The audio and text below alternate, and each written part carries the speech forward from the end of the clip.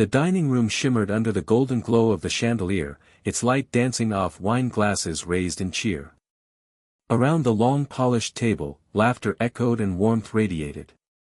At the center, a perfectly roasted turkey steamed, flanked by dishes only Alana Sanders could master, velvety brown butter sweet potatoes, fragrant sage stuffing, and melt-in-your-mouth cornbread muffins that crumbled at the slightest touch. Soft jazz played in the background from the kitchen speaker, setting the mood. Every chair was occupied, her parents, her sister, Eric's brother, their kids. A scene out of a holiday magazine. "Let's raise a glass," someone called out mid-toast, barely holding their drink upright. "To Alana, for another flawless Thanksgiving." Eric chuckled, lifting his glass. Then, standing, he added, "Actually, if I could say a few words." Alana glanced up from slicing pie, napkin still in her lap. She smiled reflexively. "Go ahead, baby." He tapped his knife against his glass. Once. Twice. The chatter faded. All eyes turned. Eric cleared his throat. "I just want to say how thankful I am to have everyone here. Family really grounds us. It reminds us of who we are, and sometimes," he paused, reaching behind his chair, "who we aren't anymore." From behind him, he pulled out a flat manila envelope and placed it gently in front of Alana's plate. The room froze. Alana's hands hovered in midair above the pie. Her gaze dropped to the envelope. "What is this?" she asked, voice tight. "I'm filing for divorce," Eric said plainly, as if he were noting the weather. "Just figured now's as good a time as any." A few people gasped. Someone's fork clinked loudly against their plate. Their daughter, Leia, 16, sat motionless, fork halfway to her mouth. Alana blinked, scanning his face for a sign this was some cruel joke. But there was no smirk, no wink, not even a twitch. She picked up the envelope. It had already been opened. "I didn't want to ruin the entire evening," Eric added, almost politely. "But I thought it'd be better to just get it over with." Her fingers shook as she pulled out the papers. Her breath caught in her throat. Petition for dissolution of marriage. Date of separation, October 3rd, filed by Eric M. Sanders. "I don't understand," she whispered. Eric gently placed a hand on her shoulder. "We'll talk later. Just, read it over when you're ready." She recoiled from his touch, like it burned. Her father stood slowly, voice shaking. "Eric, are you serious?" But Eric had already sat back down, casually sipping his wine. "Better now than at Christmas." Alana stood. The legs of her chair scraped loudly against the floor. She scanned the table. Her family looked paralyzed. Some avoided her eyes. Even her sister sat frozen. Only Leia stared down at her plate, not a single muscle moving. And for the first time in 18 years, Alana didn't know who she was supposed to be. Quitting had never been in her DNA. She was the woman who would re-iron a napkin just because the corner curled. Who would hand-stitch a school dress hem at midnight to make sure it didn't hang crooked. She gave everything, and she meant everything, to her home. Birthdays themed down to the cake toppers. Doctor appointments never forgotten. Holiday cards mailed before December.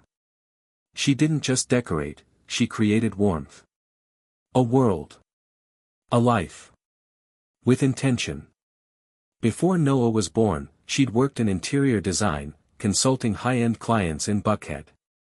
Once Leia arrived, she stepped back from her career, redirecting her talents to her own family's life instead. The pantry had labels. The baseboards were hand-painted. The breakfast nook was transformed into the kids' favorite homework corner. Everything had a purpose. Eric used to admire it. Brag about it. "She's got magic in her hands," he'd say. "Our house belongs in a magazine." And now it nearly had. Alana had just returned to design work, freelance now, gaining traction on Instagram and through word of mouth. She'd booked 3 new clients this month, with more in the pipeline. Her website was set to launch on Black Friday. It was supposed to be her moment. She had even rehearsed her own little speech to give after dessert. "I've decided to take on full-time clients," she planned to say. "It's time." Instead, she was handed a quiet death sentence to the life she'd built. In hindsight, the signs were there. Subtle, not dramatic. Quiet dissolves rather than explosions. 6 months ago, Eric started staying late. He blamed a firm restructure. New partners. Late meetings. Then came unexplained weekends, in the city. Affection chilled. He stopped kissing her goodnight. Showers became solo. Conversations shrank. He never asked about her day. The little things started piling up, the sudden passwords on their shared accounts, the flinch when she reached for his phone, the way he answered texts in the garage, back turned. Still, she made excuses. He stressed. "It'll pass. This is just a season." They still slept together sometimes, but it felt like duty, not desire. He hadn't been cruel, not overtly. Just absent. Quietly gone. And Alana thought, as long as he's still here, maybe I'm just imagining things. She told herself she could wait it out. Once her business launched, once she was contributing financially again, maybe he'd see her. Maybe they'd matter again. But clearly, Eric had made his decision long before Thanksgiving. Now she saw it all, the deliberate timing, the prepared envelope, the performance. Served in front of everyone. Her kids. Her parents. At her table. With food she had lovingly made. It wasn't an accident. It was humiliation by design. What hurt more was that no one saw it coming. Not her sister. Not her father. Not even Leia, who'd been distant but still kissed her goodnight every night. Everyone thought they were solid. "You guys are the dream team," friends would say. She used to believe that. Used to smile when they said it. But now, she realized, no one was ever really looking. Later that night, after the dishes were half cleared and the guests had trickled out in stunned silence, Alana stood alone in the kitchen. The sponge in her hand was soaked, the faucet still running, scalding water pouring over her fingers like she couldn't feel a thing. Across the counter, the manila envelope sat again, opened but untouched since dinner. The paper inside felt heavier than it should. She hadn't read more than the headline. She didn't need to. The message had been delivered. In the next room, ESPN played softly. Eric had changed into sweatpants, sipping whiskey like it was any other Thursday night. Like he hadn't detonated their lives in front of a full audience. Alana turned the water off. The silence was suffocating. Outside, the wind blew gently against the patio chairs. Bare branches rattled softly like nature whispering, "Time moves on, with or without you." And for the first time since she became a wife, a mother, a homemaker, Alana allowed the thought to surface fully. Who am I when no one needs me anymore? The next morning, the house was still, eerily so. Even the refrigerator hummed like it was afraid to disturb the quiet. Alana sat at the kitchen counter with her laptop open. Beside it, the divorce documents lay like debris from a crash she hadn't seen coming. Her hands moved automatically, clicking, scrolling. But her brain lagged, slow and thick, like it was wading through fog. She opened their joint bank account. The number stared back at her. $1,427. She refreshed the page. No change. No error. Then came the sinking feeling. She opened the transaction history, and the truth hit her harder than Eric's announcement had. Transfer after transfer, all outgoing, all to a secondary checking account she didn't recognize. 500. 1,000.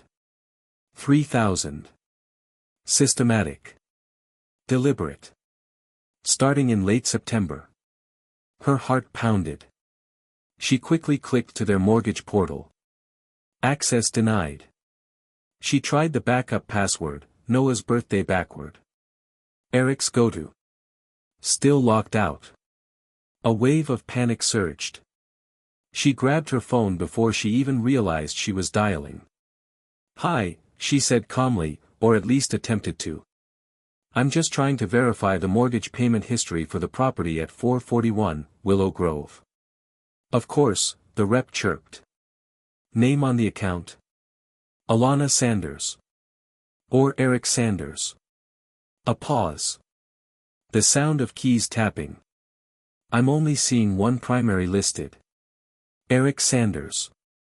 Alana's throat closed. "No co-owner?" "I'm not on the title." "No ma'am. He's listed as sole title holder and borrower." Alana ended the call without another word. The phone slipped from her hand. Her knees gave out. She slid to the cold tile floor, laptop still glowing above her, the divorce packet beside her like an autopsy report. The house, the one she had poured years of love into, scrubbed and decorated and built into a home, wasn't even legally hers. She had no money. No ownership. No protection. And still, no tears came. All she could feel was the burn of betrayal settling like acid in her chest. How had she not seen this coming? How had he stripped her of everything without ever raising his voice? Her eyes stung, but she stayed still, sitting on the kitchen floor like a ghost in her own life. Until Leah walked in. Her daughter stopped at the threshold, eyes wide. "Mom." Alana turned, slowly. "Did you know?" Her voice cracked under the weight of it. Leah's lips parted, but she didn't speak. "Did you know your father emptied the accounts? That I wasn't even on the deed?" Leah blinked, then swallowed hard. He said he'd tell you. That he had a plan. He made me promise not to say anything." Alana stood, her heart pounding. "What else?" Leah looked down. Alana stepped closer. "What else, Leah?" Her daughter's voice dropped to a whisper. "It's Melissa." Alana narrowed her eyes. "Who?"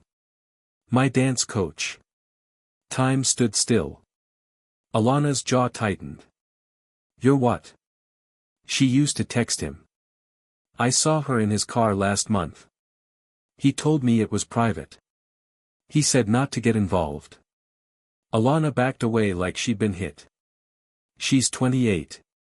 She's your teacher." "I didn't know what to do," Leah murmured. "I didn't want to lie to you. You should have told me. I'm your mother." "I was scared." The way her voice trembled hit something inside Alana, but only for a moment. Then something shifted. A flicker of clarity sparked. Sharp. Electric. She wasn't going to yell. She wasn't going to cry. She wasn't going to give Eric the satisfaction of watching her fall apart. Instead, she turned to a drawer. Pulled out a blank notebook. Reached for her phone. "What are you doing?" Leah asked, voice small. "I'm documenting," Alana replied, calm and measured. "Every missing dollar. Every lie. Every betrayal." She opened a voice recorder on her phone. "Say what you saw," she said. Leah hesitated. Then took a step forward. He picked her up after class. She got in the car. I saw her kiss him before they drove off. Alana pressed stop. Saved the file. Time-stamped it. That was the moment she stopped being a victim. And started building her case. Exactly 1 week later, the doorbell rang at 7:42 a.m. Alana shuffled to the door in her robe and slippers, coffee still brewing behind her. A man stood on the porch, holding an envelope sealed with the county court emblem. He didn't meet her eyes. He didn't have to. She took it silently, nodded once, and closed the door. She didn't need to open it. The weight of it in her hand said enough. Notice to vacate. 30 days. She stood in the foyer, paper trembling between her fingers. Outside, the wind picked up, tugging her robe open. The chill felt deliberate, like the universe was conspiring to strip her bare. Eric had escalated. By Sunday, the house no longer felt like hers. It was the same furniture, the same framed photos, but the energy had shifted, cold, hollow, unfamiliar. The kids felt it too. Noah picked at his food in silence. Leia stayed behind her bedroom door, headphones in, light glowing beneath the comforter. That night, Alana heard quiet crying from behind Noah's room. She stood there, hand hovering near the doorknob, but didn't go in. She didn't have the words to soothe what was breaking. 2 days later, her phone lit up with a message from Eric. "Let's not involve the kids. If they choose to stay with me, respect that." Her chest tightened around the word. Choose. He was turning their children into pawns. Manipulating their loyalties. Twisting the narrative before she had a chance to speak. As if on cue, Melissa posted a photo on Instagram that same evening. Sunlight, a wine glass, her hand resting on a table. Across from her, a man's hand, Eric's, unmistakable with the ring Alana had resized for him 10 years ago. The caption, "New Beginnings." The comments made her stomach knot. "So happy for you guys. Power couple energy. Y'all are adorable." Alana looked closer.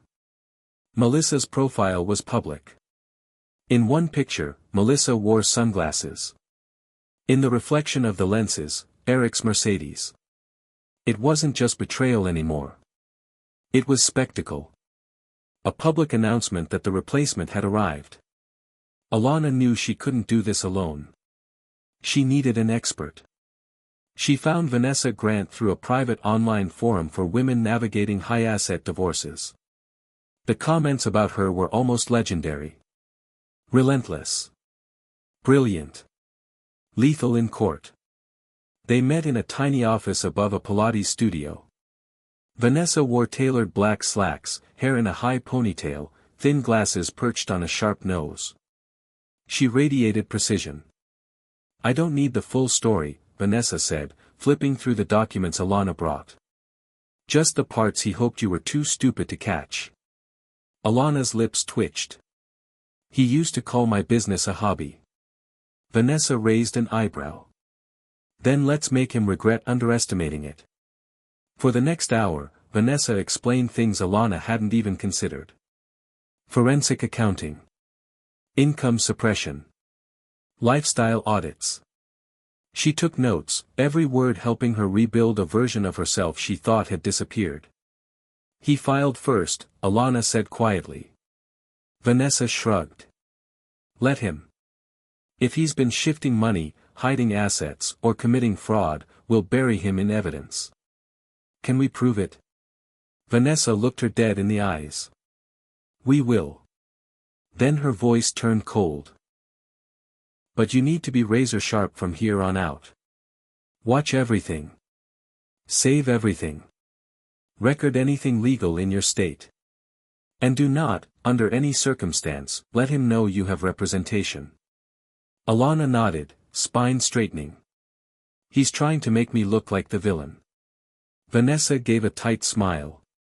"He's not smart enough to do that well." For the first time in weeks, Alana almost laughed. War had been declared. At home, she became ice. Neutral. Controlled. Measured. When Eric came by to get his mail or chat with the kids, she greeted him like a neighbor, not a man who'd just set fire to her life. She noted the time he arrived. The watch on his wrist, new. The way he tried to sweet-talk Noah, guilt-trip Leia. He was rebuilding his new life out in the open. One Saturday, he took Leia and Melissa out to brunch. Melissa posted a photo. The caption, "Family Brunch." The comments section lit up.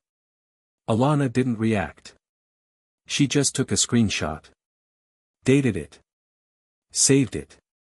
Then one afternoon, while organizing the filing cabinet beneath the stairs, she found it, a folder Eric had forgotten to lock. Inside were statements from bank accounts she'd never seen. One listed, Harbor Mutual, based in Delaware.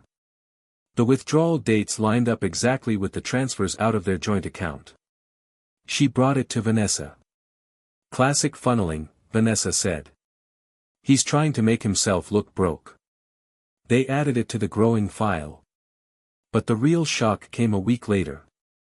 Alana was digging through the safe in their master closet, searching for old tax documents, when she found it. A folder labeled Refinance. Inside, a notarized document from 2 years ago, a title adjustment. Her name removed from the deed. Signed. Her signature. Except, it wasn't. It looked close. Convincing. But the S in Sanders was wrong.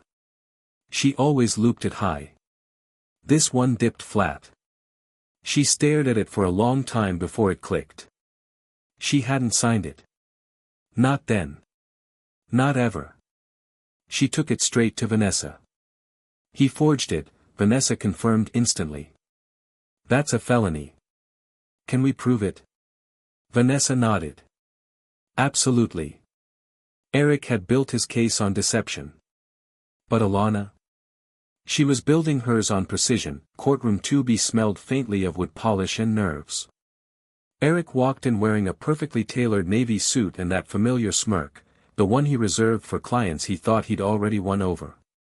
Behind him trailed Melissa, lips painted too red for a legal setting, her cream blouse trying too hard to look innocent. They didn't hold hands, but they might as well have. The arrogance floated off them like cheap cologne. Alana sat beside Vanessa at the plaintiff's table, spine rigid, expression unreadable. She wore all black, tailored blazer, slacks, her natural curls pulled into a low bun. No makeup. No jewelry. Just presence. Eric barely looked at her. Instead, he leaned toward his attorney, a smug old friend from his firm, whispered something, then leaned back with a confident stretch.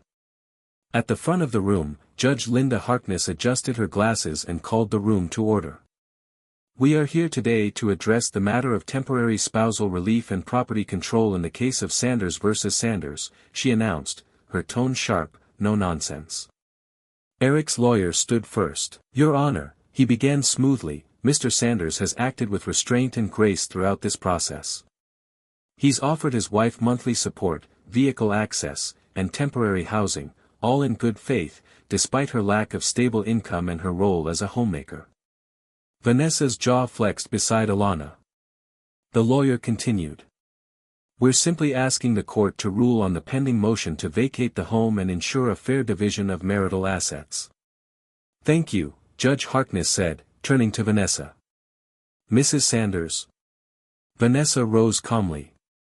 "If it pleases the court, we've submitted several exhibits that we believe present a far more accurate portrait of Mr. Sanders' conduct." She handed a folder to the bailiff. Exhibit A, documentation of multiple transfers from the couple's shared bank account to a private account under the name of Melissa Kerr, Mr. Sanders' romantic partner. Eric visibly shifted in his seat. Exhibit B, Vanessa continued, a notarized title transfer, removing Mrs. Sanders from the home deed. "This signature, Your Honor, is forged." The judge raised her eyebrows. "You can confirm that?" Vanessa nodded. "Yes." A certified handwriting expert reviewed the signature and found 3 distinct inconsistencies. The loops, the spacing, it does not match Mrs. Sanders' known handwriting. Eric's attorney jumped up. "Objection, Your Honor. We haven't had proper time to examine these claims." Vanessa didn't flinch. All materials were submitted to the court clerk within the mandated 48-hour window. Judge Harkness glanced at the clerk, who gave a subtle nod. Overruled. Eric leaned into his lawyer, whispering furiously. Melissa's face had gone pale. Vanessa wasn't done. "Exhibit C," she said firmly. "A postnuptial agreement signed and notarized in 2018. It outlines specific terms regarding property division in the event of infidelity. She walked it to the judge herself. Section 9, Your Honor. It states clearly, if Mr. Sanders engages in an extramarital affair, all jointly held assets revert to Mrs. Sanders' full control. Eric bolted up. That agreement was symbolic. It wasn't. Sit down, Mr. Sanders, the judge snapped, eyes narrowing. The room went silent. Judge Harkness skimmed the document, then looked up. Mr. Sanders, did you sign this? Eric hesitated. Yes, but. That's enough. Bailiff, freeze all active marital accounts. Effective immediately, Mrs. Sanders is granted full temporary control of the property pending further investigation. Eric's jaw tensed, but Vanessa wasn't finished. Your Honor, we would also like to call a witness. A hush fell over the room. Miss Leah Sanders, Vanessa said. Gasps rippled through the courtroom as Leah stood slowly from the back row. Alana turned just slightly, heart pounding. Her daughter walked forward, sweater sleeves covering her hands, braid messy down her back. She looked smaller than usual, but steady. The bailiff swore her in. Do you swear to tell the truth, the whole truth, and nothing but the truth? Leah nodded. I do. Vanessa approached gently. Leah, can you tell the court what you witnessed on October 7th? Leah glanced at her mother, then at her father, who stared back like he could freeze her in place. I was leaving dance early. My tutoring got rescheduled. I saw my dad parked outside. My coach, Miss Kerr, got in the passenger seat. They kissed. Then they drove off together. Her voice cracked slightly, but she didn't stop. Vanessa nodded. Did your father ask you to keep it quiet? Leah swallowed hard. Yes. He said, if Mom found out, she'd lose everything. He said it was better this way. Alana could barely breathe. The courtroom was still. Judge Harkness leaned forward, voice hard. Mr. Sanders, you manipulated your finances, broke a signed agreement, involved a minor in deception, and forged a legal document. Your actions are not just unethical, they border on criminal. Eric opened his mouth, but the judge raised a hand. Stop talking. I suggest you retain new counsel. Quickly. Melissa reached for Eric, whispered something. He didn't respond. The gavel struck. The first thing she noticed when she walked back into the house, alone this time, was the stillness. But it wasn't empty. Not anymore. There were no extra shoes crowding the entryway that didn't belong to her. No scent of his cologne lingering in the hallway. No jacket tossed over the back of the chair. Just space. Her space. Peace, not silence. Alana paused in the foyer, her fingers brushing the wall as she stepped through like she was testing the air. It felt different now. Owned. She dropped her keys gently onto the entry table, her heels echoing against the hardwood floors with an almost sacred rhythm. In the living room, sunlight poured through the windows, casting long golden lines across the rug. She stood there, in the quiet glow, letting it wrap around her. Not just the room. The moment. The meaning.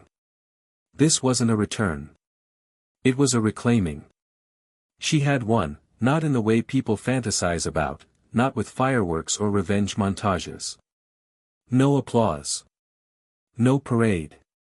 Just the steady arrival of freedom, one silent, steady breath at a time. That evening, the kids came home from her sister's place. Noah was the first to run into her arms. He didn't say anything. He didn't need to. He just buried his face in her shoulder and held on tight. Leah lingered in the doorway, hesitant, guilt flickering in her eyes. Alana opened her arms again, wide, no hesitation. This time, her daughter stepped into them. No apology. No explanations. Just presence. From there, healing didn't come in one sweeping moment. It came in slow rituals. Noah finally slept through the night. Leia started joining dinners again. Not every time, but more and more. They watched old sitcoms together on the couch, their laughter sometimes real, sometimes just the sound of trying. But it was enough. And Alana? She poured herself into her work with a new kind of hunger. Word had gotten around after the trial, about the woman who built a business from the ashes of betrayal. The woman who took on a high-powered attorney husband and didn't flinch. Clients came first out of curiosity, then through referrals. Then came the message. A local lifestyle show wanted to feature her, a segment on women turning pain into power. Designing from the inside out, the producer called it. The cameras showed up one Thursday morning.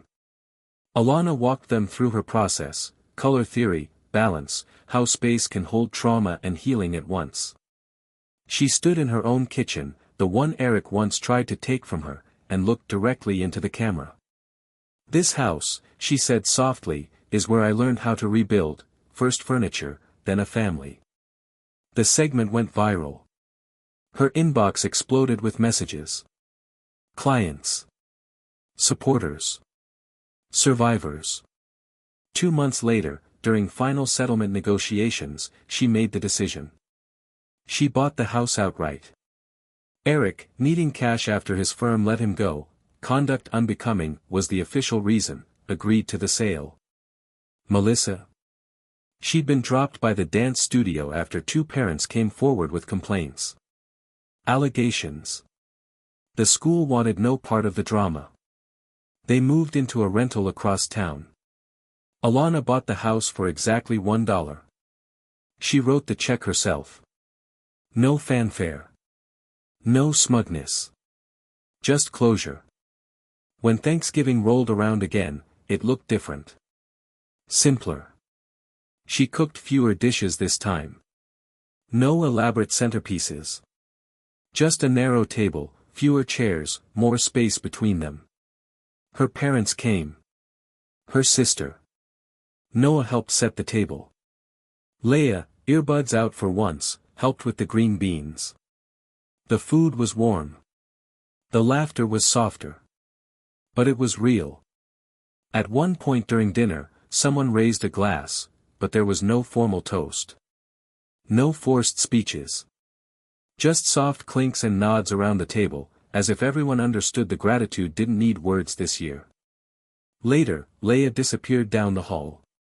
When she returned, she held a small wrapped frame and placed it in Alana's lap. "I saw this and thought of you," she said, trying to sound casual but chewing her lip like she used to when nervous. Alana unwrapped it slowly. It was a printout of the article from the lifestyle segment. Designing her own future, one woman's quiet revolution. The headline was framed in gold, mounted on soft linen. Alana stared at it for a long time. Then she smiled, really smiled, the kind that doesn't come from vindication but from peace. From clarity. From surviving the fire and realizing you're still standing. Still you. The table was smaller this year. The house quieter. But it held more. No dramatic endings. Just beginnings. And when she stood at the head of the table, carving the turkey with a steady hand, she noticed something else: her hands didn't shake anymore. Each slice was clean. Intentional. Her movements precise. Noah passed the rolls. Leia poured the cider. Her parents chatted about something unimportant, her sister laughing at a story no one else could hear. No one mentioned last year. They didn't need to. Just before dessert, Leia placed a small box beside her mother's plate. "I found it at a flea market," she said. Too casual again. Alana opened it. Inside was the same article. Local woman builds design empire from scratch. Framed again. Mounted carefully. Preserved. "You framed this?" Alana asked, voice soft. Leia nodded. "You earned it." Alana looked around the table, at her children healing, her parents proud, her home whole again. She raised her glass slowly. "No speeches," she said, smiling gently. "Just this." She glanced again at the frame beside her plate. "Two beginnings," she said. "Not endings." They lifted their glasses. And for the first time in a long, long time, Alana felt full.